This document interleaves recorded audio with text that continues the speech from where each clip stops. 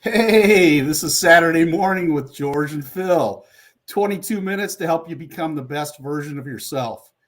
Whether you found yourself out of shape, struggling in a dead end job, or in job transition, this morning we're your hosts, George Murray and Lenny Newman, pinch hitting for Phil while he's away to help you move from where you are today to where you want to be tomorrow. We're glad you could join us this morning. And we do encourage questions throughout the show. So please put your questions in the chat and we'll do our best to answer them as they come up. So, hey, George.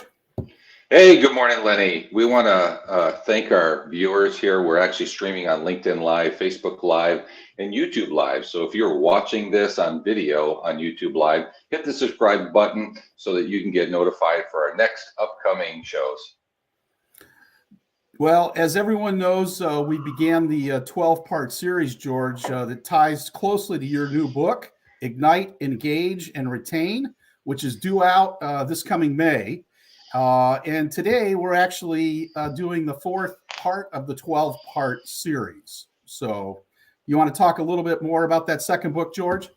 Sure, yeah, but before we do that, let's thank our sponsors, Thrivent. The folks at Thrivent, especially Skip Nelson, have been helping folks well over 10 years reach financial freedom. And to this half of the month, we're looking at helping career change and how it could affect your taxes. Things like income increase, decrease. So reach out to Skip. You can actually take your phone and scan over that bottom right scan code and set up a free 1-hour consultation. You definitely will not be disappointed. Now, George, I want to hear about this book that's due out in May. Didn't you just publish a book here recently? Yeah, I would say a little over maybe a year and a half. It's doing fairly well. And so Ignite, Engage, and Retain, especially with the Great Resignation, really, I've started to see these gaps. And it's really not the lack of employee engagement so much as the leaders are not engaged. And so the book is really to help answer three questions. First, if I'm a leader or a business owner and I'm seeing that disengagement and not able to retain, how do I turn that around? Second one is if I'm a new leader going into a new role, and one of the questions or the challenges for the business in my particular role is there is problems with that turnover and engagement. How do I start off on the right foot? And then the third question it's supposed to answer is that, hey, we're doing okay, but we're still seeing the ebbs and flows of transition and people just not showing up, right? How do I turn that around and get to the next level? So that's the intent of the book. Oh, well, great. I appreciate the overview, George. I got to think one of the key things that I've been hearing about in terms of the Great Resignation is centered around compensation and reward. I've just heard some amazing stories. In a recent money poll, basically 64% of all employees are saying that compensation and reward is important to their job satisfaction. And I know that wages are escalating. I mean, it's got to be a real challenge if you're a business owner. George, do we know anyone in our network who might be able to share some of their insights on compensation and reward and trying to retain quality employees? Who do we know? Anybody? You know what, Lenny? Come on, between you and I, we definitely know somebody. We want to welcome to the show Scott Krausnick. He is the director of Delight and the president of Harbinger Partners.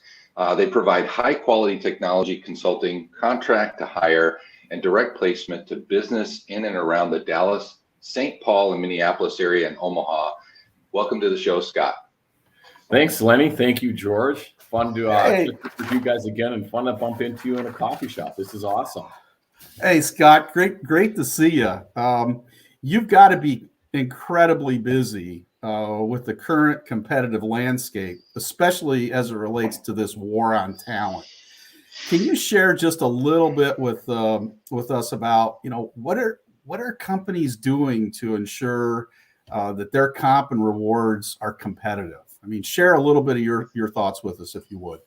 Sure. It is really busy right now, you guys. It's almost crazy because I've never seen it like this in my 22 years in this particular business. And I think one piece is important to understand how we got here. So it was almost like this perfect storm before COVID. You had extremely high employee disengagement. Depending upon the things you read, somewhere around 73% of employees were disengaged. So that would be number one. Then you've got low unemployment, and you've got an economy that's on steroids. So all those things were pre-COVID. Now you sneak COVID into the picture, and everything turns upside down, and people are working from home, and they're stressed with everything that's going on. And all of a sudden, you've got people with a whole bunch of money. So now you've got the Great Resignation, which you guys have talked about. Then, we've got the economy zooming back, people with tons of money, and employees not really coming back to the workforce for whatever reasons. We can kind of jump into that too. So we've got this great war on talent, and it's just fascinating to see this right now. I think it's really cool that finally the employee has the upper hand in the employee-employer relationship, and they can kind of do whatever they want. I mean, they're sitting there with my mother told, I'm not sure where I heard this, the cat's meow. I'm not sure where that saying came from. Maybe you guys know. But something about, the employees have the dog by the tail. I'm sure there's some really smart saying that one of you two guys can help me out with. But they're running the show now, which is awesome. I love it. Well, it is fascinating to see what's going on, because I'm seeing employers who really are starting to put their employees at the forefront. And I mean, they're not just saying it, Scott, they're showing it, they're doing it. And I don't know, I think it's pretty exciting to see that. Is there anything special you can share with us about what you're doing, in your business as it relates to, retaining talent, comp and rewards, again, without giving away trade secrets, obviously. I don't mind giving away trade secrets, Lenny and George. You guys know me well enough that there's no secret is safe with me. My family doesn't tell me secrets anymore because they're really not a secret. Once they tell me, the secret's done. Yeah, I do have a saying about that too. I'm terrible at keeping secrets, so I think we might share that, Scott. I think one of the things you had mentioned early on, you guys, in your coffee conversation was the compensation. So I believe, and I've actually always believed this, but even more so now, is somehow you have to take compensation off the table. So pay is very important to people, and people are leaving for pay. But if you can figure out a way to pay your people, whether it's cash, I mean, what their salary is, or some kind of perks or benefits, and you can kind of push that to the side, then you can build a company or build this mousetrap that's better. You can start to focus on employee benefits, or you can focus on PTO, or you can focus on work from home. But you almost need to customize this as what's important for your employee pool set. I mean, there's so many different things that people want to do, but I think you do have to take that compensation off the table fairly early on, or you will start to lose your employees. Hey, Scott, I was talking to a CHRO when I was doing this book that's coming out. And one of the things that she was talking about was she had to create a post-pandemic pay strategy. And I can't believe it's just about increasing everybody's pay, right? So do you have any kind of insight as to what that might be? And maybe you've kind of already shared some of that, but maybe a little bit more detail. Yeah, so there's a very large company in Omaha, and I don't think they'd mind me sharing it. So Omaha is in their name, and the first part of it starts with mutual. So I'll let you guys figure out who that might be. But Okay. they've got a team of people who are actually sitting, and they've got a very large budget, but their entire thing is kind of that same idea that you said, post-pandemic pay strategy. So they went in and they gave compensation increases prior to when they were supposed to happen, and not little ones. They gave fairly significant ones. So that's the first thing they did. And I thought this was my idea because I talked to them about it, and I thought, oh, they're going to really be excited about this. But they brought in a ergonomics, whoever helps with like chairs and desks and stuff, whatever that. It's ergonomics. It's ergonomics. All right, thanks. I knew you would know that name. Yeah. You're just a little. No, a little bit above my pay grade. And these people come into their home and set them up. So they would come into George's house and they'd say, okay, George, you sit like this, or you like a standing desk, or you like this, or Lenny, you like this. And then they buy them their furniture. Not really a big deal in the big strategy of life, but to an employee who's now working from home, that's a really cool thing. I mean, and they had already thought of it. Here, I thought it was my idea, and they had already thought of it. But that they got this whole team sitting in a think tank, George, trying to figure out how they can do that post-pandemic or pre-pandemic pay strategy. But it is all about pay and benefits and doing all these things that are just a little bit above and beyond. And I think it is important now, but it's going to continue to be extremely important as we kind of move through this whole thing and employees start to resign and jump to other jobs. Oh no, That's definitely the little things. Yeah. And shifting gears just a little bit, Scott, we all work in companies where we know there are certain employees who, they go the extra mile, they go above and beyond. As a business owner, I'm sure you have many of those folks in your organization. I happen to know a handful of those folks in your organization.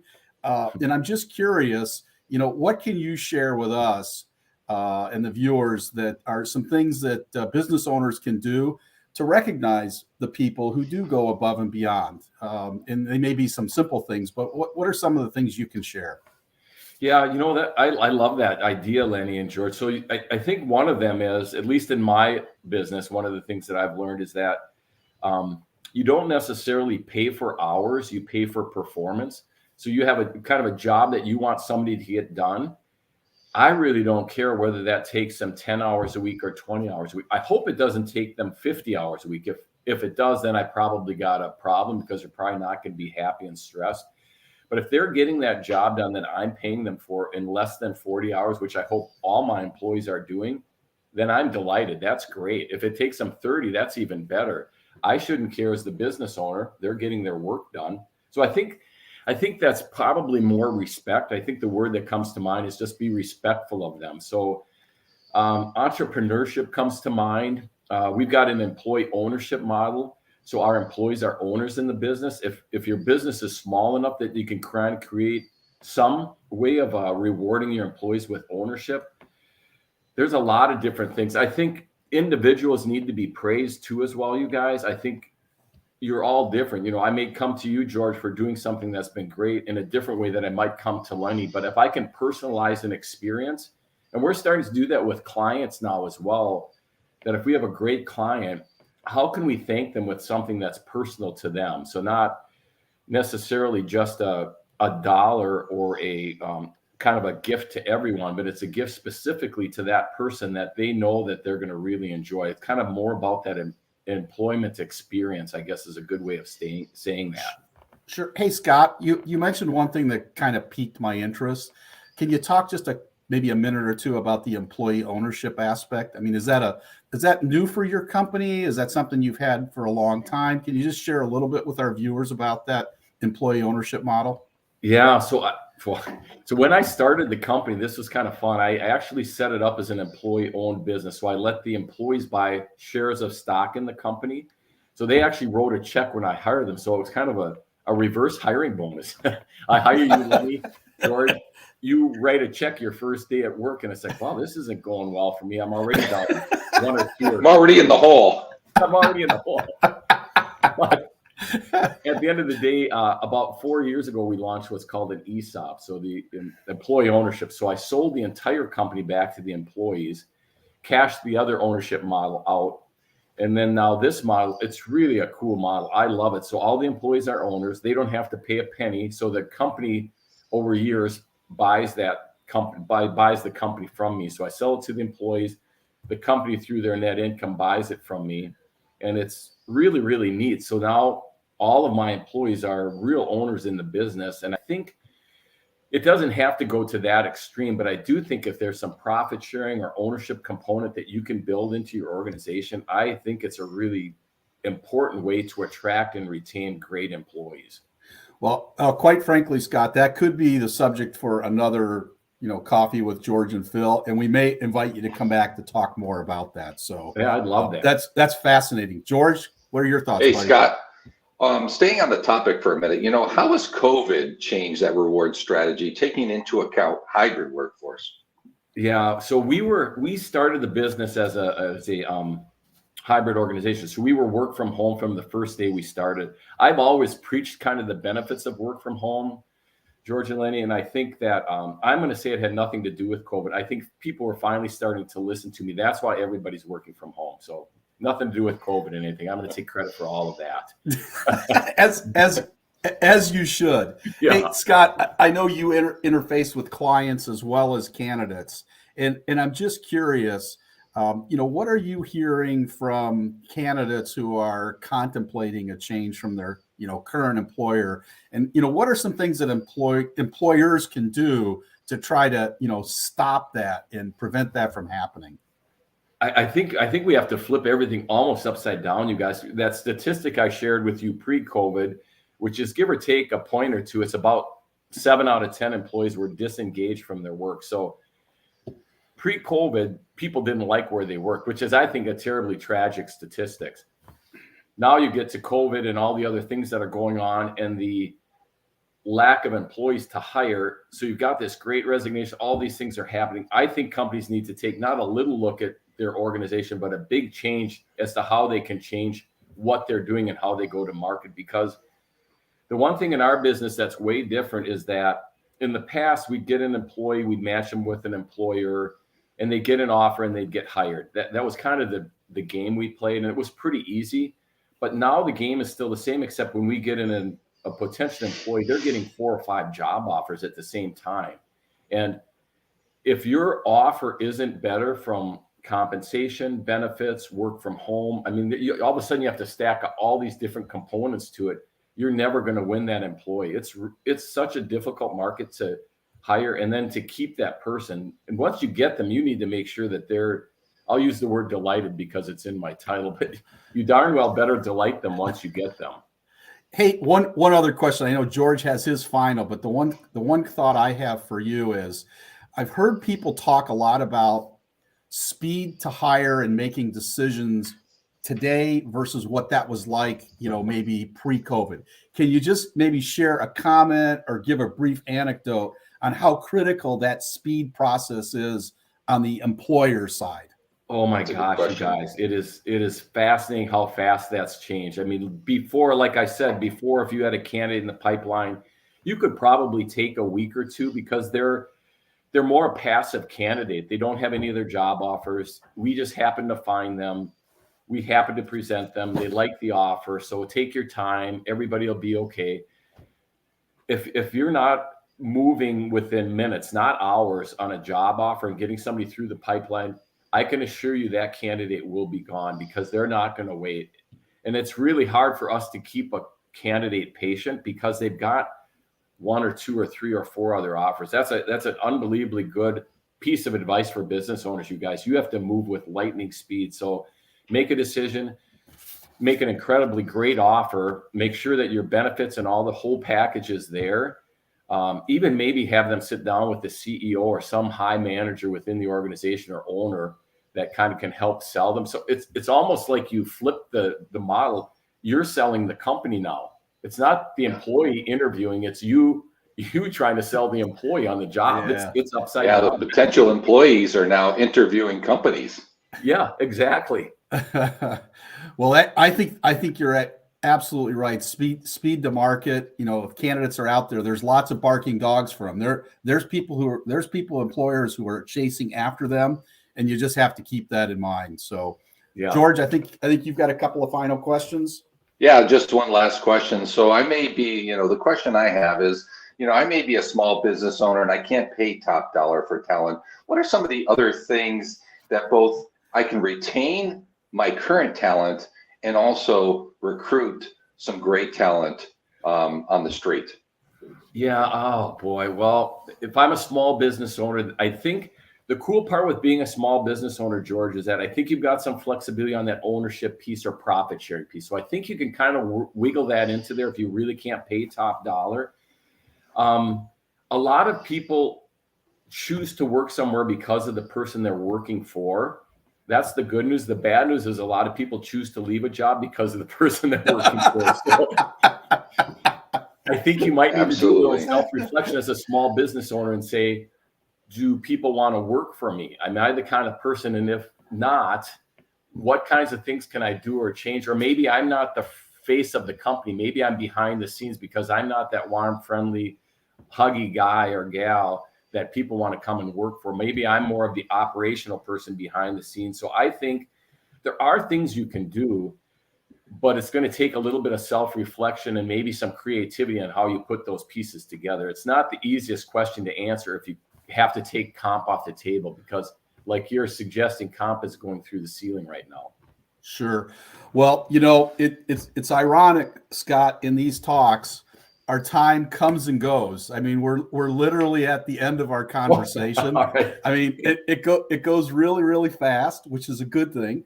But I'd like to, on behalf of George and I'd like to thank you for spending a little bit of your Saturday morning with us and sharing your insights about, you know, being the employer that people want to work with and they like to work with, and being very, very quick to make decisions and being respectful of candidates. I think those are all wonderful pieces of advice that you've shared.